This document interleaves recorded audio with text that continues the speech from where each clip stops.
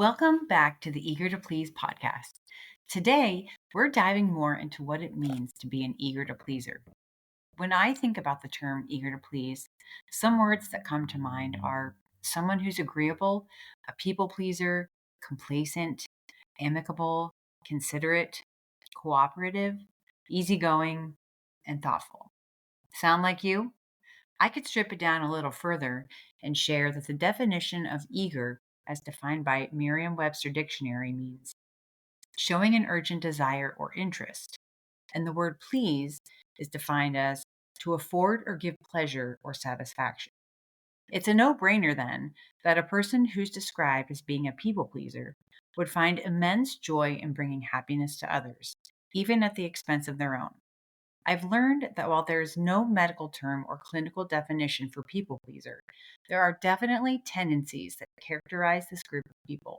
Yet, there's a fine line that defines those individuals as being people pleasers and those individuals who are simply kind and generous in nature, but know how to set boundaries for themselves and where the word no is actually okay to use. The difference being that those individuals with people pleasing tendencies find it hard to say no for fear of rejection, feeling abandoned, creating conflict, or being considered selfish. Their self esteem and self worth is directly related to their usefulness. It's so sad to think that there are so many of us carrying this silent burden of wanting to please others, and we each have our own reasons for doing so. But what we don't realize at the time, and sometimes until it's a little too late to address, is that we're not living our lives to our fullest potential because we've been stifled with the false belief that our worth is tied to the happiness of others. My earliest memory of people pleasing dates back to my elementary school years when my father would ask me what I got on my spelling test.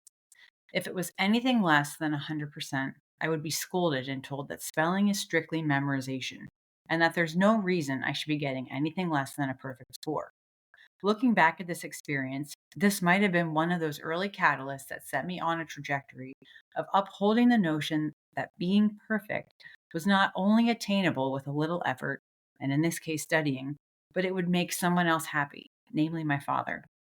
And so, in its simplest form, it could be argued that the people pleaser in me was born. I learned early on that if I did what others asked of me without pushing back or asking questions, not only would I get the attention I craved as a child, but it would also make someone else happy. And I desperately wanted more than anything to make my father happy. Maybe it was because my father was diagnosed with ALS when I was 13, and I knew my time with him was limited. Or maybe it was because I was told he never wanted to have more kids, and I was trying to prove to him that I was worth his time. Either way, I still wanted to prove my worth. Another example that comes to mind during that same period of my life is when both my grandfather and father told me I was meant to be an accountant because I was good with numbers. After hearing that for so long, I began to believe that was the path I was meant to follow.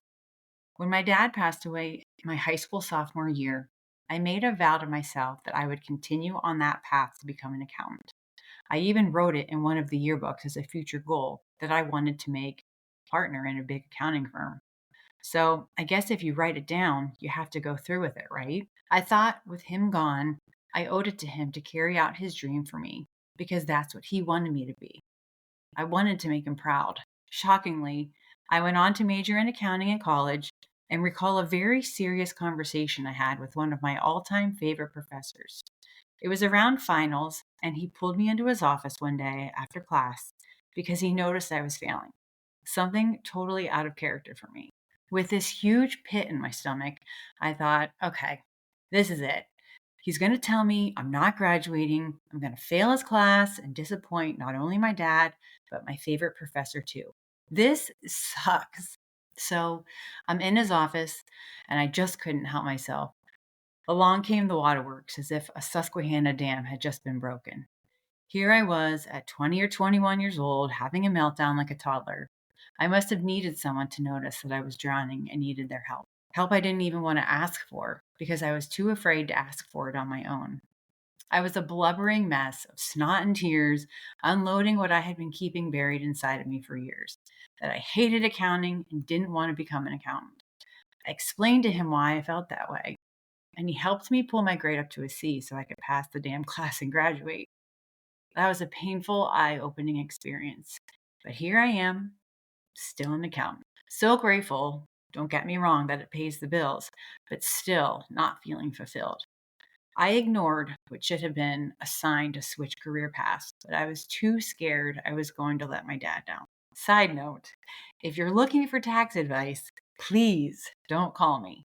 Just because I have those three initials after my name does not mean that I do taxes. I don't even do my own. And now I know what you're wondering. How does this even relate? Why is this podcast so important? For as long as I can remember, I was one of those girls who wanted to be liked and accepted. I mean, don't we all? I based my self worth on whether I made others happy. I wanted to please everyone, but I couldn't figure out why I never felt satisfied or fulfilled. And man, middle school years were so brutal. I know Olivia Rodrigo agrees with me there too.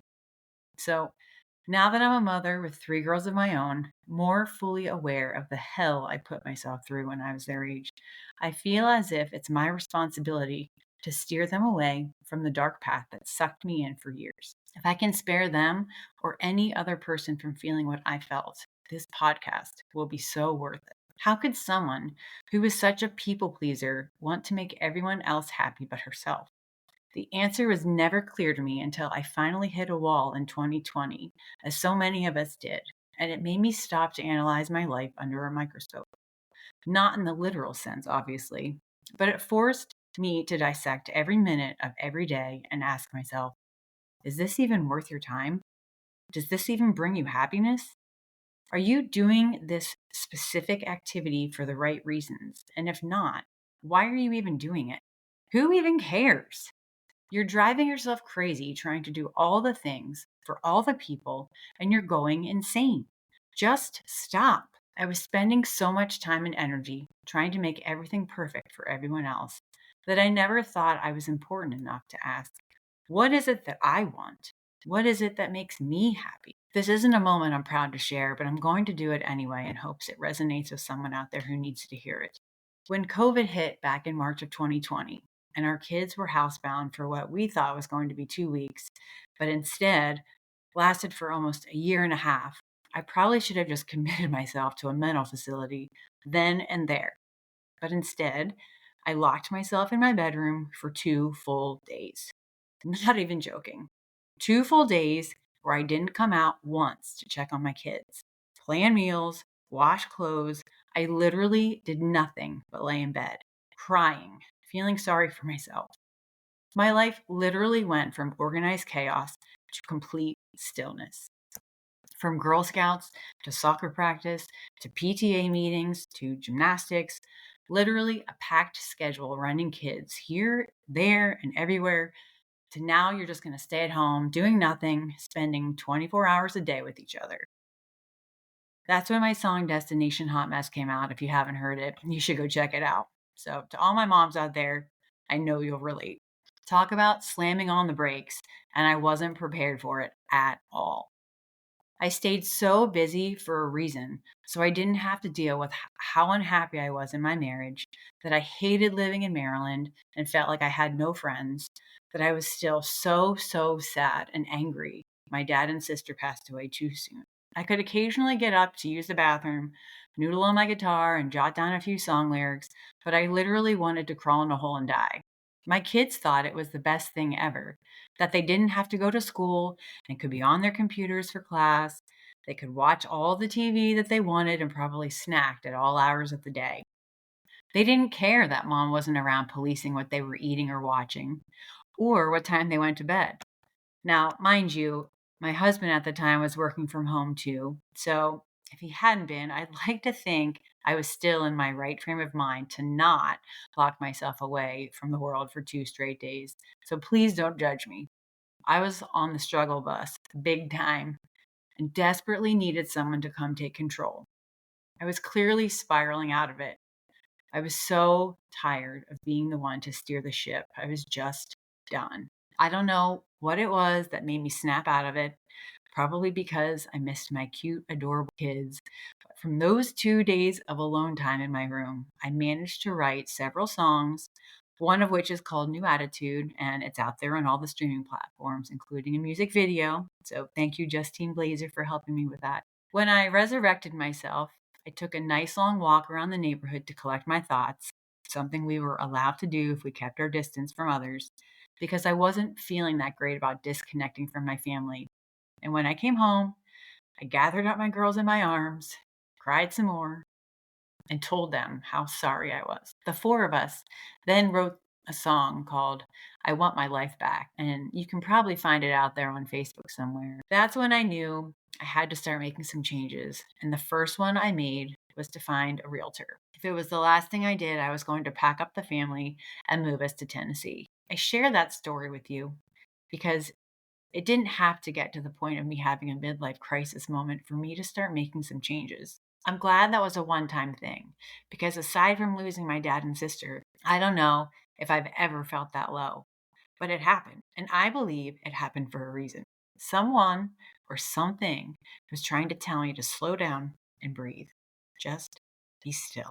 I would listen to friends tell me they were unhappy with their marriage, their jobs, the day to day grind that in my head I was saying, yes, I totally relate. But I was too ashamed and embarrassed to admit it. I didn't want anyone knowing I was secretly feeling the same pain and misery and unhappiness that they were feeling. Why did I feel like I had to keep it together all the time? How could someone who seemingly had the perfect life be so unhappy? If I've learned anything, it's that as humans, we ultimately crave connection. We want to be seen and we want to feel heard.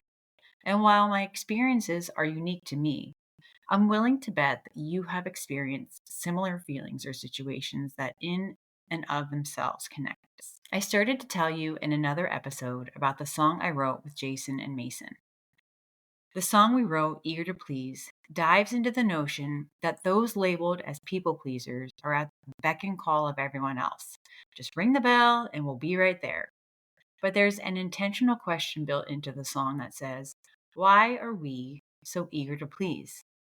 This was meant for the listener to ponder and maybe even do a little self reflection about their own life. Are there things you're doing for others out of obligation, not filling your cup and draining your spirit? Perhaps it's time for you to do a little self cleanup to see what truly brings you happiness. See if you can do some self reflection this week and determine what needs to be prioritized. Even if it's just one small thing, I bet you can find something to fall off your list. The challenge becomes then to not feel guilty about it.